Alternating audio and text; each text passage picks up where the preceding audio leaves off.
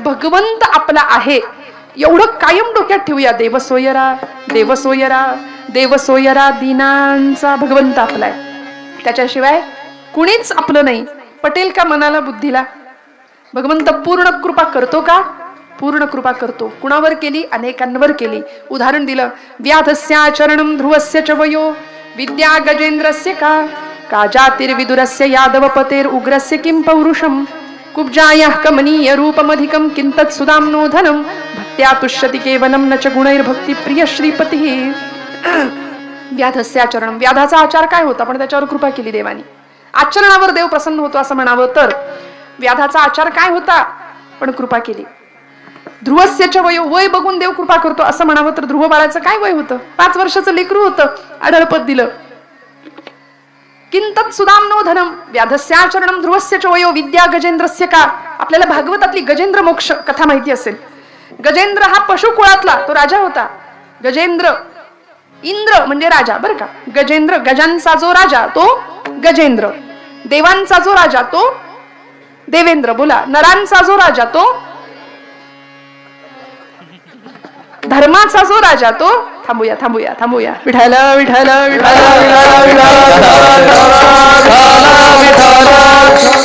त्या गजेंद्राला सुद्धा भगवंतांनी मोक्ष दिला. दिला की नाही?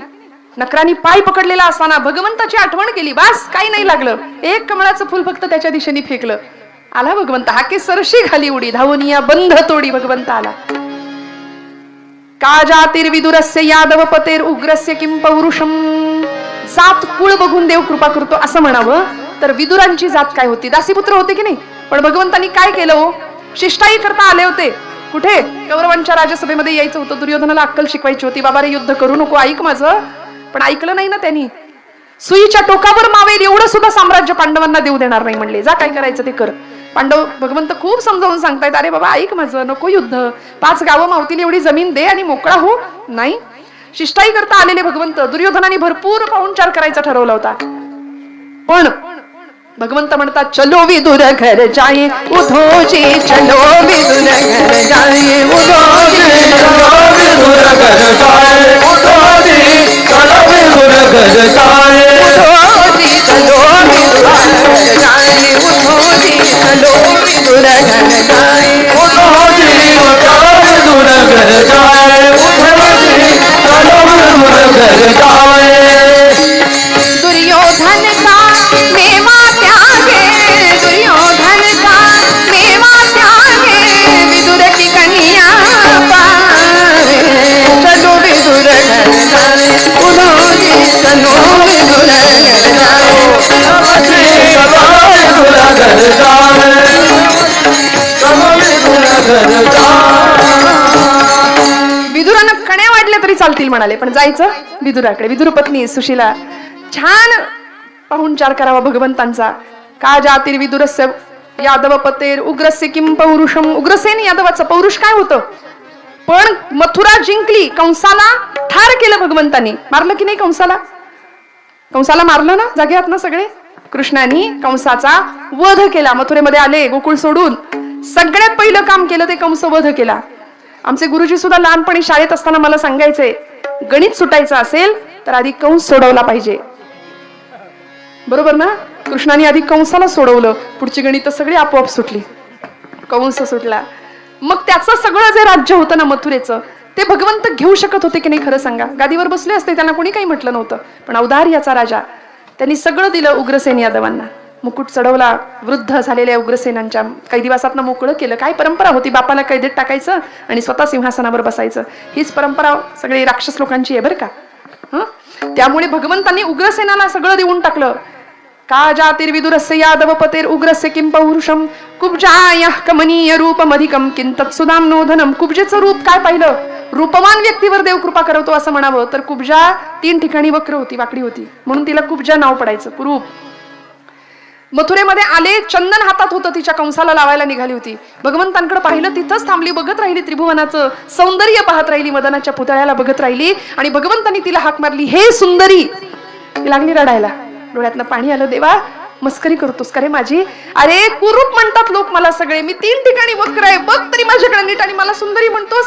भारतीय संस्कृतीने आत्म्याच्या सौंदर्याला महत्व दिलं श्रोते हो, बाह्य सौंदर्याला नाही. आत्मिक सौंदर्य फार महत्वाचं आहे. म्हणून अंतःकरणाची शुद्धता आणि नीतियुक्त आचरण 2 गोष्टी फार महत्वाच्या आहे. मी इथं असलेल्या प्रत्येकाला हात जोडून सांगते, आयुष्यात खूप गोष्टी गमवाल, पण अंतःकरण शुद्ध असेल आणि तुमची नीती जर उत्तम असेल, नीतीचं आचरण असेल ना, तर माझ्यावर विश्वास ठेवा, परमेश्वर काटा सुद्धा टोचून न देण्याची जबाबदारी घेतो. फक्त या 2 गोष्टींचं सांभाळायची, अंतःकरण शुद्ध आणि नीतिमत्तेचं आचरण. कारण आज चारित्र्याचं आचरण कमी पडतंय. आजूबाजूला बघा, चारित्र्य भ्रष्ट माणसं आम्हाला दिसत आहेत, मर्यादे पलीकडचं जीवन आम्हाला दिसतंय. म्हणून रामांची प्राणप्रतिष्ठा झाल्यानंतर इथल्या प्रत्येक देशातल्या तरुणांनी आता इथून पुढे ठरवूया की आता रामचरित्राचा अभ्यास करण्याची गरज आहे. एखादी वेब सिरीज नाही बघितली एका दिवशी तरी चालेल. डबडं प्रत्येकाच्या हातात आहे, झोपताना उशाला लागतंय, त्याशिवाय झोप नाही लागत आहे. रात्रभर आमची तरुण मंडळी, मला सांगा ना तुम्ही, या पलीकडे एखादी वेब सिरीज, एखादा पिक्चर नाही बघूया, आयुष्य असंही संपणार आहे. पिक्चर बघून पण संपणार आहे आणि देवधर्माचं कार्य करून सुद्धा संपणार आहे. मग जर झिजायचंच आहे तर देवकार्यासाठी, देशकार्यासाठी, राष्ट्रकार्यासाठी आमचं शरीर झिजवूया, ही संतांची धारणा आहे की नाही. भगवंत कृपा करतो. सुदाम्याकडं काय होतं, पण सगळं दिलं. ऋण तरी मुठभर पोहे, त्याच्या व्याजात हे मनगरी, ती व्याज म्हणून सुवर्णाची नगरी दिली. मुठभर पोह्यांचं ऋण होतं, व्याज म्हणून सुवर्णाची नगरी. तुम्ही म्हणाल मुद्दलाचं काय, मुद्दल म्हणून मुक्तीच देऊन टाकली. मुद्दलात मुक्ती देणे ही कोण्या साहुकार आहे, असा कुठला साहुकार बघितलाय का हो? मुक्ती दिली आणि सुदामावर सुद्धा कृपा केली, प्रत्येकावर कृपा केली, प्रत्येकावर. भगवंत कुब्जेला म्हणायचे, अगं बाई तू 3 ठिकाणी वाकडी आहे, माझं तरी वेगळं काय आहे, मी सुद्धा 3 ठिकाणी वाकडाच आहे. उत्तरेकडचे संत भगवंताबद्दल बोलताना म्हणतात, हमारे बाकी बिहारी थोडे टेढ़े है. तो वाकडाच आहे, तो नटखटच आहे. 3 ठिकाणी वाकडा आहे, तो पायात वाकडा आहे, कमरेत वाकडा आहे आणि मानेत वाकडा आहे. असाच उभा राहतो की नाही, त्रिभंगी देहुडा, असं भगवंतांचं व्यापकत्व आहे. पण संत आम्हाला सांगतात, त्याला आपलं म्हणायचं आम्ही सोडून देतो आणि नको त्या पद्धतीने भगवंताच्या मूर्तीचं आम्ही बाहुलं करून टाकलं. हे माझे शब्द नाही, हे नाथांचे शब्द आहेत. नाथांनी भारूड लिहिलं आणि त्याला बाहुलं असं नाव दिलं. भगवंताला आपलं म्हणत नाही आपण, फक्त सोपस्कार म्हणून मंदिरात जातो, मूर्तीची पूजा करतो आणि त्या मूर्तीचंच बाहुलं करून टाकले. का बरं नाथांना असं म्हणावं लागलं? ऐकून ठेवा, बाहुल्यांमध्ये खेळण्याचं काही वय असतं ठराविक. बघा, जागेत ना आपण सगळे, बाहुल्यांबरोबर कधी खेळतात पोरं? आता खेळत नाही, सोडून द्या. आता ते डबडं असतं प्रत्येकाच्या हातात. आजोबा सांगतात, मला सुद्धा समजत नाही एवढं त्याला कळतं. हे कौतुक त्याचं 1.5 वर्षाच्या पोराला, ते बरोबर स्क्रोल करतं, बरोबर त्याला कुठलं फंक्शन पाहिजे ते उघडतं. आहे, फास्ट आहे पिढी, सगळं स्मार्ट आहे की नाही आता. पण आम्ही कुठल्या शब्दाचं, कुठल्या गोष्टींचं कौतुक करावं याचं तारतम्य मोठ्यांनी ठेवणं फार गरजेचं आहे. होतं काय माहितीये का, आम्ही आपल्या लेकरांना सांगतो विठ्ठल विठ्ठल विठ्ठल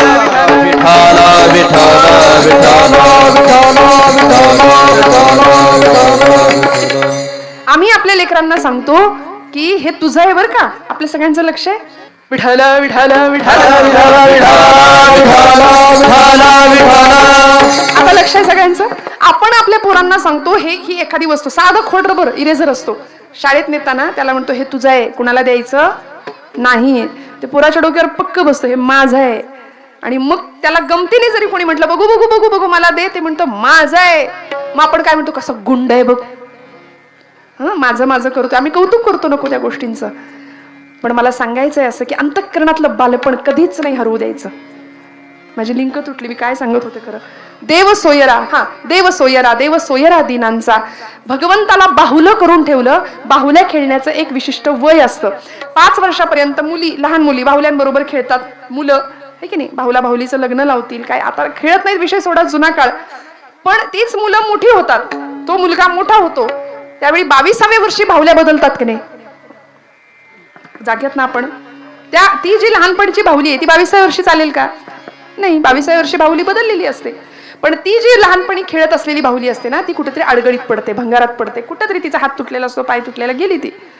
मी माझ्या पदरचं नाही, नाथ बाबा सांगतायत आम्हाला की लोकांनी देवाच्या मूर्तीचं असं बाहुलं करून ठेवलंय. शिळा तांब्याचे केले बाहुले, शिळा तांब्याचे केले बाहुले, पकवत शिळा तांब्याचे केले बाहुले, शिळा तांब्याचे केले बाहुले, शिळा तांब्याचे केले बाहुले, शिळा तांब्याचे केले बाहुले, शिळा तांब्याचे केले बाहुले, शिळा तांब्याचे केले बाहुले. पाठ मांडोनी वरी वै सविले, पाठ मांडोनी वरी वै सविले, पाठ मांडोनी वरी वरी सविले, मांडोने वरी वैदिले गंधाक्षता झाकोळीले गंधाक्षता झाकोळीले या जनासी वेळ लागले या जनासी वेळ लागले या जनासी वेळ लागले या जनासी वेळ लागले या जनासी वेळ लागले वेळ लागले वेळ लागले शिळा तांब्यात केले बाबुले शिळा तांब्यात केले बाबुले शिळा तांब्यात केले बाबुले शिळा तांब्यात केले बाबुले या जनासी वेळ लागले. नाथांनी सांगितलं बाहुलं बनवून टाकलं मूर्तीचं. अहो कुठे आम्ही जास्वंदीची फुलं त्याच्या सोंडेच्या छिद्रात लावतोय, उदबत्त्यांचा जोडगा कुठे नक्की कुठे ठेवतोय लावतोय, काही तारतम्य नाहीये. पण छान पद्धतीने सगुणाची पूजा करावी. आमची घरची पूजा सुद्धा अशी असते, एकदाच वस्त्र ओढायचं, सगळे स्विमिंग टँक मध्ये आल्यासारखे ते घंगळात येतात एकत्र, एकदाच बुचकळून काढायचं. मग तो गंध नेमका डोळ्यात जातोय, नाकात जातोय की आणखी कुठे जातोय. एवढा वेळच नाही आमच्याकडे. आहे का आमच्याकडे वेळ? नाहीये. मला वेळ नाही. हे जगात सगळ्यात खोटं वाक्य आम्ही पटकन बोलून मोकळे होतो. खोटं वाक्य आहे बरं काय, जगातलं सगळ्यात खोटं वाक्य. मला वेळ नाही. किती द्यायचंय देवाला तरी गा ऐसे करी. माऊली सांगते यया आठा प्रहरा माझारी मोटके निमिष भरी दे तू जाच. बास, निमिष भरी द्यायचंय. डोळ्याची पापणी झाकणं आणि उघडणं याला जितका वेळ लागतो त्याला निमिष म्हणतात बरं का. सेकंदाच्या पेक्षाही कमी काळ आहे हा. मग तेवढंच फक्त द्या म्हणाले. तेवढी आठवण जरी माझ्या भगवंताची तुम्ही काढली ना तरी तो येईल, तो तुम्हाला सांभाळेल. फक्त अंतःकरणात भाव असू दे, त्याच्याविषयी अंतःकरणात प्रेम असू दे. मग तो काय करतो आपल्यासाठी? तिसरं चरण. आपुल्याचा वैभवे आपुल्याचा वैभवे आपुल्याचा वैभवे आपुल्याचा वैभवे आपुल्याचा वैभवे आपुल्याचा वैभवे आपुल्याचा वैभवे आपुल्याचा वैभवे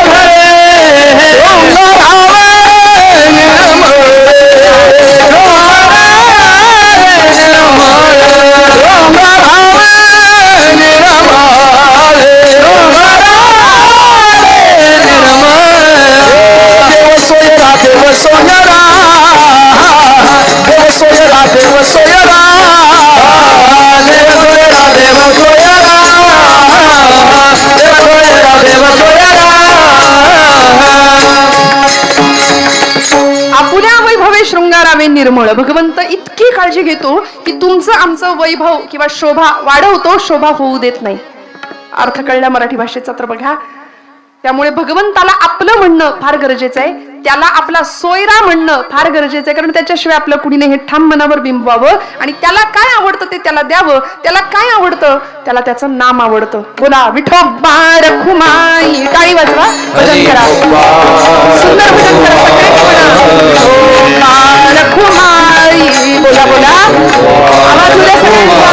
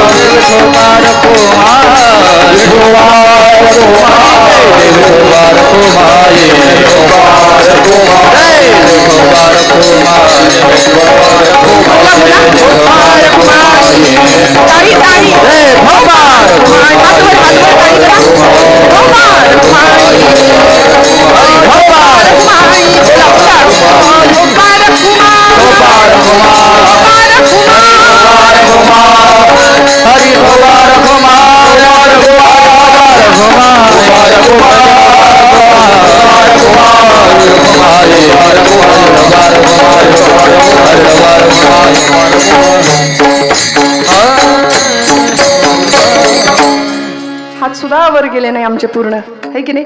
इतकी टाळाटाळ आम्ही करतो. वाजवू की नको, वाजवू की नको. परवा तर असं म्हणजे आपल्या इथलं नाही सांगत बरं का, आमचं स्वभाव आहे, आम्ही नारदांच्या गादीवर असतो ना. देवर्षींचा काय गुण आहे, इथलं तिकडे तिकडचं इकडे, त्यामुळे आम्ही इथलं तिथे कधीच नाही सांगत. पण आपण सगळे अत्यंत सुंदर कीर्तन ऐकताय, नाम सुंदर घेताय, काय शेवटी सोबत न्यायचंय मंडळी. काही क्षण मिळतात आयुष्याचं सार्थक करण्याकरता, ते क्षण इथे आहेत, या मंडपात आहेत. त्यामुळे मोकळ्या मनाने आणि मोकळ्या गळ्याने घ्यावं. उगीच आपलं विठोबा रखुमाई जोरात म्हणणार आणि असं नाही, अशी लबाडी देवाला कळते. त्यामुळे मोकळ्या मनाने गायचं, मोकळ्या आनंदाने. वारीमध्ये माणसं आजारी पडत नाहीत. दगड काट्या कुट्यातनं, पावसातनं, उन्हातनं, चिखलातनं तुडवत नाचत जातात की नाही. कुठलं टॉनिक घ्यायला लागतो, पण मस्त तब्येत ठणठणीत राहते की नाही. त्यामुळे भगवंत काय काय देतो याची लिस्ट तर तुकोबरे आम्हाला देतातच. आपुल्या वैभवे शृंगारावे निर्मळ. भगवंत भक्ताची शोभा होऊ देत नाही, फक्त त्याकरता त्याच्याकरता काहीतरी करावं लागेल. आपुला तो एक देव करून घ्यावा महाराज म्हणले. काय झालं होतं, बोटाला कापलं देवाच्या, म्हणून गेला सुभद्रेकडे गेला. सगळ्यांकडे गेले देवर्षी नारद, कुणीच द्यायला तयार नाही ना चिंधी बांधायला. सुभद्रा बोलली शालूनी पैठणी, फाडू नका देऊ सांगा तुम्हासी मी. माझी कांजीवरम पैठणी शालू फाडून देऊ की काय, बोटाला कापलं म्हणून. पाठची बहीण झाली वैरीण. मग धावत गेला द्रौपदीकडं आणि नुसतं कळालं, देवा कापलं का रे. पटकन पदराचं टोक फाडलं. द्रौपदीसी बंधू शोभे नारायण, भर जरी ग पितांबर दिला मांडून. भर जरी ग बारीक बारीक वाजवा, बारीक वाजवा. द्रौपदीसी बंधू शोभे नारायण, द्रौपदी बोलली हरीची मी कोणा, तरी मला त्याने मानली बहीण. हृदयाची चिंधी देईन पाडून, एवढे तयाचे माझ्यावरी ऋण. वसने पुरवोनी हरी राखी माझी दास, चिंधीसाठी आला माझ्या दारी हरियास. त्रैलोक्य मोलाचे वसन दिले फाडून, द्रौपदीसी बंधू शोभे नारायण. भरभरी ग पितांबर दिला फाडून, द्रौपदीसी बंधू शोभे नारायण. दिलं फाडून, क्षणाचाही विचार न करता. आणि या प्रसंगाचं ऋण भगवंत लक्षात ठेवतात. भर दरबारामध्ये दुःशासनाने केसांना धरलंय, फरफटत ओढत आणतीये. दयेची याचना करत होती, बाबा रे मला नको ओढूस असा, मला घेऊन जाऊ नकोस. कौरव कुलाची मर्यादा आहे, मी कौरवांची स्नुषा आहे. दरबारात आली, पितामह भीष्मांच्याकडे पाहिलं. पितामह आजोबा तुमची नात सून आहे मी. धृतराष्ट्राकडे पाहिलं, कौरव कुलाच्या सुनेसोबत. असा प्रसंग आपण उघड्या डोळ्यांनी पाहता. 5 रथी महारथी एकापेक्षा एक होते, 5 पांडव. 5 पांडवांकडे पाहिलं, सगळ्यांनी मानाखाली घातल्या होत्या हो, कुणीच मदतीला नाही. आणि त्यावेळी ही द्रौपदी माता हात उंचावते आणि हे गोविंदा, हे माधवा, हे मधुसूदना, धाव म्हणून धावा करते. त्यावेळी भगवंत त्या चिंधीचं ऋण सहस्त्रपटींनी या प्रसंगात फेडतात. भगवंत शिल्लक नाही ठेवत. आमचे ब्रह्मचैतन्य गोंदवलेकर महाराज म्हणतात, तुम्ही माझ्या रामाकरता 1 पाऊल चाला, माझा राम तुमच्याकरता 20 पावलं चालत येईल. आपण जर चाललोच नाही ना, तर देव म्हणेल तू तुझ्या जागी बरा, मी माझ्या जागी बरा.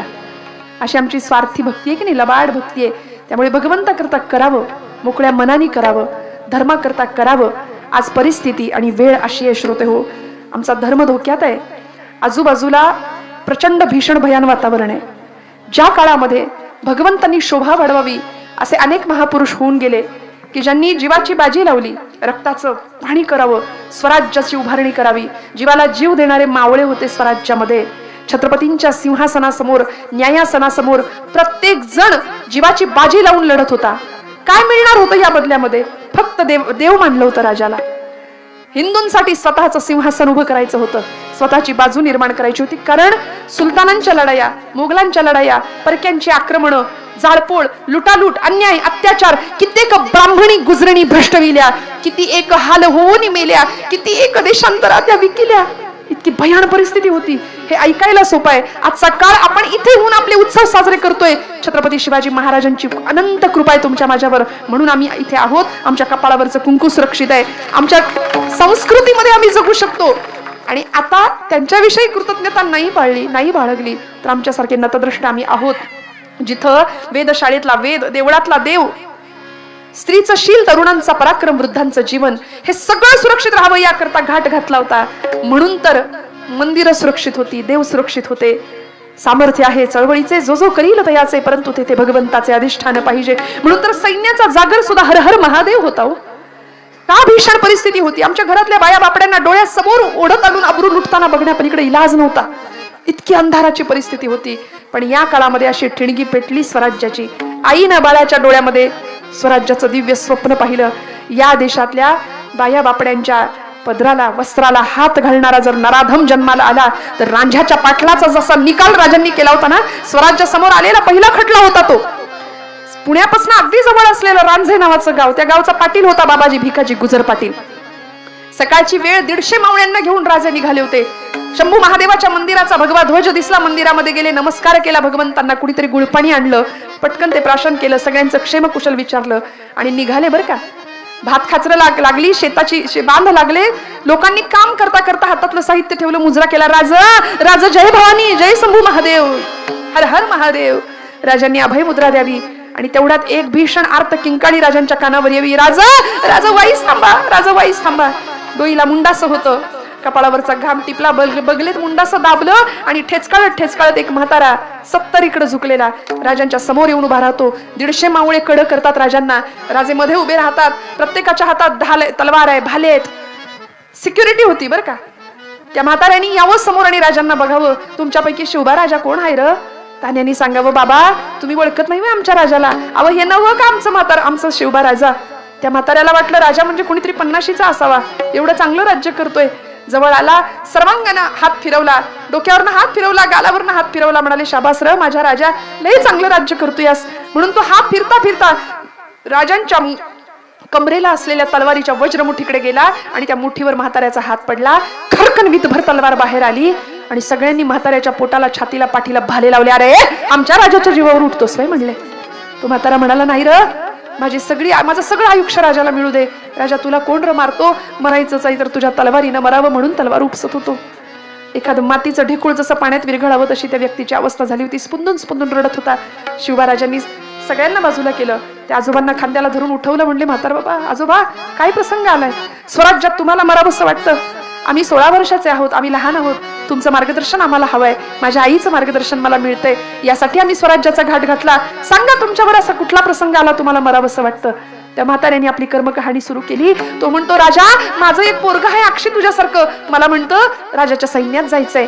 पण मी म्हटलो, तू जर राजाच्या सैन्यात गेला तर म्हाताऱ्याच्या पोटाला तुकडा कोण देईल? म्हणून पोरग नको म्हणत असताना मी त्याचं लग्न लावून दिलं. राजा नक्षत्रासारखी पोर माझ्या घरात सून म्हणून आली, माझी लेक म्हणून आली. अक्षी पंगत घातली होती. सगळं गाव जेवायला घातलं. गावचं पाटील सुद्धा आलं होतं जेवायला. पाटील जेवायला बसले. पोरगी माझी पाटलाला लाडू वाढायला पुढे आली. मी म्हटलं, गावचं पाटील म्हणजे आपलं मायबाप, त्यासनी 2 लाडू तर वाढ. म्हणून पानामध्ये लाडू वाढायला पोरगी आली आणि पाटलाच्या मनातला रावण जागा झाला. राजा दुर्योधन जागा झाला. एकदा का माणसाच्या मनात रावण जागा झाला ना की तो आपपरभाव विसरतो. माझी पोरगी रोज पाणवठ्यावर जायची. मला सांगायची, बाबा पाटील माझ्याकडे वाकड्या नजरानं पाहतात. मी सांगायचो, पोरी पाटील म्हणजे आपलं मायबाप, कुणाच नाही तक्रार करणार, काळजी करू नको. पण एका दिवशी पाटलांनी विश्वासघाताने तिला बदनाम केलं. राजा असा मलिन देह पतीच्या संसारात नेण्यापेक्षा रातोरात डोहात उडी टाकून तिने आपलं जीवन संपवलं. दुसऱ्या दिवशी सगळी माणसं पाणवठ्यावर जमली. मी माझे बैल जोडी घेऊन गेलो होतो. बघितलं तर राजा पाणवठ्यावर काहीतरी तरंगत होतं. तो देह दुसरा तिसरा कुणी नव्हतो. माझी पोरगी होती, माझी सून होती. राजा पोराला वेड लागलं. अरे याच्यापेक्षा मोगलाई लईच बरी. हे ऐकलं मात्र आणि तळपायाची आग मस्तकाला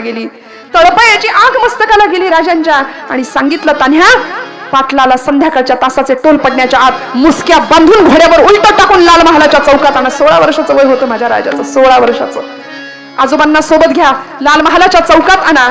आणि त्याच दिवशी तान्हाजी मालुसरे तलवारीची मोठ दिंडी दरवाजावर आपटली. पाटील हायसा का घरात? पाटील मस्तीत होता, मशगुल होता. अरे हा, आम्ही राजाला मानत नाही म्हणे, आम्हाला बादशाहनं वतनदारी दिली, आम्ही बादशाहचे गुलाम, आम्ही वतनदारी दिली, बादशाहने आम्हाला वतन दिले, आम्ही त्याला राजा मानतच नाही म्हणले. 2-4 हात झाले. तानाजीनी पाटलाला उलट घोड्यावर टांगलं, मुसक्या बांधून आवळून लाल महालाच्या चौकात उभं केलं. म्हातार बाबा शेजारी आहेत.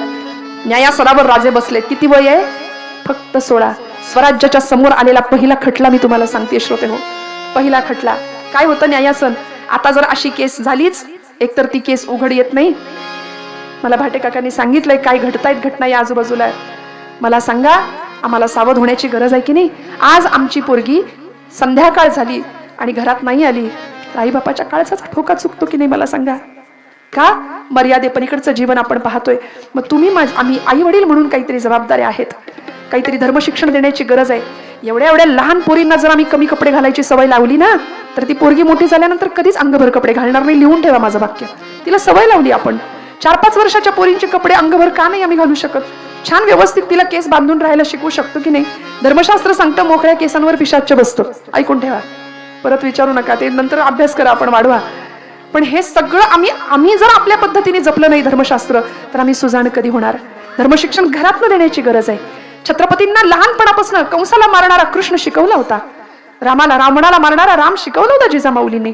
सांगितलं होतं, राजा तू असा खेळ खेळ, मर्दांसारखा हातामध्ये तलवार घे, तू तसा वीर होशील का? जमवनी मावळे गडी का, रणी वधावया देश शत्रूचा मेळा. बाळा, अशी अंगाई आईनं गावी लेकरासाठी. तो काळ होता, विलक्षण काळ होता. शिवबाराजांचं पहिलं न्यायासन 16वं वरीस आमच्याकडे कसं असतं? 16वं वरीस वाटलंच मला, एवढं बोलून सुद्धा तुम्ही उत्तर देणार मला. आता घरी जाऊन आपली दृष्ट काढायची छान. 16वं वरीस आता काय बोलाल? 16वं वरीस मोक्याचं आहे, लक्षात घ्या. टर्निंग पॉइंट आहे तो आयुष्यातला. धोक्याचं कसं म्हणता तुम्ही? ते झाल्या म्हणी भरपूर झाल्या, आता बास, पुन्हा पुन्हा नाही बोलायच्या. जो जिता वही, हेच ते म्हणू नका, तेच मी सांगतेय. आता कशाला 1000 वर्षापूर्वी तो लुटेरा आला होता, ते फुटकल येऊन आमच्या इथलं सगळं घेऊन जायचे प्रयत्न त्यांनी केले. आक्रमण झाली, इथलं सोनं, इथलं ताग, इथला नीळ, इथलं लोखंड, लाखोंच्या संख्येत पुस्तकं जाळली आमची या लोकांनी. नालंदा तक्षशिला सारखी विद्यापीठ 6-6 महिने पुस्तकं जळत होती. श्रोते हो, ऐकून ठेवा. इतकं ज्ञान होतं आमच्या भारतीय संस्कृतीमध्ये. लॉर्ड मेकॉले नावाचा शिक्षण तज्ञ भारतात आला इंग्रजांच्या बरोबर. त्याला कळलं की भारतावर राज्य करायचं असेल तर इथली शिक्षण व्यवस्था बदलली पाहिजे. म्हणून आज आपण जे शिक्षण घेतो ना, SSC बोर्ड असले, CBSE, ते सगळं इंग्रजांचं आहे. आपली गुरुकुल पद्धती आहे, आपली परंपरा, शास्त्रांचं शिक्षण आहे, संस्कृतचं शिक्षण आहे, वेदांचं शिक्षण आहे. ते कुठे आहे आमच्या पोरांकडे? ते नाहीये. म्हणून घराघरात गीता पठण, घराघरात हरिपाठ असावा. लेकरांकडे गीता देऊया. कोर्टात जाऊन भविष्यात गीतेवर हात ठेवण्याची पाळी त्याच्यावर कधीच नाही येणार, कधीच नाही. वेळेत देऊया गीता हातात, वेळेत हरिपाठ देऊया हातामध्ये. त्यामुळे इतकी श्रीमंती. आता जो जिता वही सिकंदर नाही, जो जिते वही छत्रपती शिवाजी महाराज, जो जिता वही महाराणा प्रताप, जो जिता वही राजा विक्रमादित्य, जो जिता वही पृथ्वीराज चौहान. भरपूर मोठी लिस्ट आहे, काय वाटेल ते घ्या. नाही त्यांचं गुणगान गायचं. आणि मग छत्रपती सिंहासनावर बसतात, आपल्या आईकडे पाहतात. आई साहेब, स्वराज्याच्या समोर आलेला पहिला खटलाय, तुम्ही निकाल द्यावा. आऊसाहेबांनी नजरेनेच खुणवलं, राजा विसरलास? रामाने रावणाशी जो व्यवहार केला, कृष्णाने कंसाशी जो व्यवहार केला, तो तू याच्याशी कर. बास, निकाल मिळाला होता. काय होणार? सकाळी गुन्हा कळला, दुपारी खटला चालला, संध्याकाळी निकाल देऊन राजे रिकामे होते. ही राजांची न्याय व्यवस्था होती. आता अशी केस कोर्टात गेली तर डोक्यावरचे केस जातात, पण केस काही संपत नाही. अशी अवस्था आहे, इतकी भीषण भयान अवस्था आहे. श्रोते हो, का राजांचं चरित्र आम्हाला पुन्हा पुन्हा ऐकायची गरज आहे? राजांनी एकच फरमान सोडलं, संध्याकाळच्या तासाचे टोल पडायच्या आत बाबाजी भिकाजी गुजर पाटील राहणार रांझे चौरंग करा म्हणाले देहाचा. 2 हात आणि 2 पाय तोडून टाकायचं, वेशीवर टाकून द्या, देहाचा चौरंग करा. भैरोजी चोर नावाचा मावळा, मर्द मावळा, हातात 1.25 हात लांबीची समशेर घेऊन संध्याकाळच्या तासाचे टोल पडण्याच्या आत पाटला समोर आला. पाटील गयावया करू लागला, राज एक डाव माफ करा, राज गोतमुखानं न्याय द्या. अरे हट म्हणाले, तुला साक्षी पुरावे मागायचा सुद्धा अधिकार नाही. कुठला लांडगा शेळीच्या पिलावर झडप घालताना पुरावा शिल्लक ठेवतो? तुला पुरावा मागण्याचा सुद्धा अधिकार नाही. त्याचे 2 हात आणि 2 पाय कलम करायचा आदेश दिला. आणि रांझेगावच्या या पाटलाला भैरोजी चोरांनी सपासप तलवारीचे वार करत रक्ताच्या थारोळ्यामध्ये पाटील निजेष्ट होऊन पडला. पाय तुटले, हात तुटले आणि गडबडा लोळत ते धड नुसतं वळवळ वळवळ करत तडफडत त्या रक्ताच्या थारोळ्यामध्ये. जिजाऊ माऊलींच्या डोळ्यामध्ये पाणी दिसलं शिवाजी महाराजांना. राजे जवळ गेले, आऊसाहेब तुम्ही मला त्याला देहदंडाची शिक्षा द्यायला सांगितली होती, पण मी त्याला मारलं नाही, फक्त मी त्याचे हातपाय कलम केले, म्हणून माझ्यावर नाराज आहात का? आऊसाहेब म्हणतात, शिवबा सांगाल का कारण असं का केलं? तेव्हा शिवबा सांगतात, आऊसाहेब आज हा पाटील जिवंत, इच्छा असून जगू शकत नाही आणि इच्छा असून मरू शकत नाही. आजपर्यंत जोपर्यंत हा जिवंत असेल तोपर्यंत या देशातल्या माय बहिणींना सांगत राहील, या देशातल्या रावणाला आणि दुर्योधनाला सांगत राहील, खबरदार आपल्या देशातल्या माय बहिणींकडे जर वाकड्या नजरेने बघाल तर तुमची ही अवस्था करणारा शिवाचा अंश आता निर्माण झालाय. हे सगळ्या जगाला कळावं याकरता आऊसाहेब पाटलाचे फक्त हातपाय कलम केले. पाटील जिवंत आहे, इच्छा असून मरू शकत नाही आणि इच्छा असून जगूही शकत नाही. यावेळी पायावर नतमस्तक झाले. जिजाऊ माऊलींच्या डोळ्यातनं घळघळ अश्रुधारा राजांच्या मस्तकावर पडतायत आणि आयुष्यातला पहिला राज्याभिषेक करत होत्या. पहिला अभिषेक 16व्या वर्षी आऊसाहेबांनी डोळ्यातनं अश्रुधारा वाहून केल्या. आऊसाहेबांना राजे म्हणत होते, आऊसाहेब रडू नका, कारण या देशामध्ये, या भूमीमध्ये सीतेचा एक अश्रू कौरवांच्या त्या रावणाच्या दरबारात पडला, रावणाचा निर्वंश झाला. द्रौपदीचा एक अश्रू कौरवांच्या सभेत पडला, कौरवांचा निर्वंश झाला. महाराष्ट्राच्या भाग्यात आपल्या अश्रूंचा मोल करण्याची ताकद नाहीये. आऊसाहेब आपण रडू नका. आशीर्वाद घेतले. असा भगवंत सुद्धा सांभाळतो का हो? कारण सामर्थ्य आहे चळवळीचे. चळवळ होती पण हर हर महादेव हे अधिष्ठान होतं. चळवळ होती पण माझा राजा 64 कवड्यांची देवीची माळ गळ्यात घालत होता, पोत घेऊन भुत्या बनून नाचत होता. इतकं सिंह अधिष्ठान पक्क होतं तुळजाभवानीचं आणि शंभू महादेवाचं. तुमच्या माझ्या आयुष्यात असं अधिष्ठान पक्क असावं. आणि हे असल्यानंतर भगवंत अशा भक्तासाठी काय करतो? शेवटचं चरण. तुका माने जीवी सर्व, तुका माने देवी सर्व,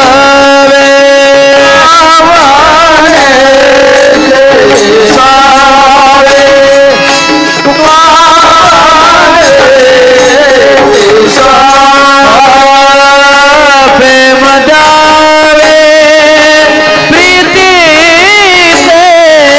प्रेम द्यावे प्रीती देव सोयरा देव सोयरा देव सोयरा देव सोयरा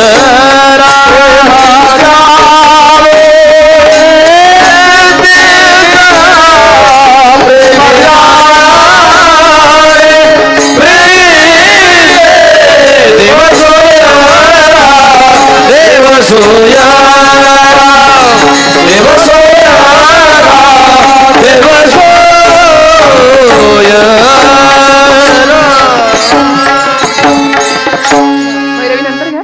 नाही. तुका म्हणे जीवी स्वयं प्रेम द्यावे प्रीतीचे, देव सोयरा देव सोयरा देव सोयरा विनाचा तजरे अभिमान जान गुनियन को तजरे अभिमान तजरे अभिमान जान गुनियन को नकी सेवान मान अवमान तजरे अभिमान तजरे अभिमान तजरे अभिमान.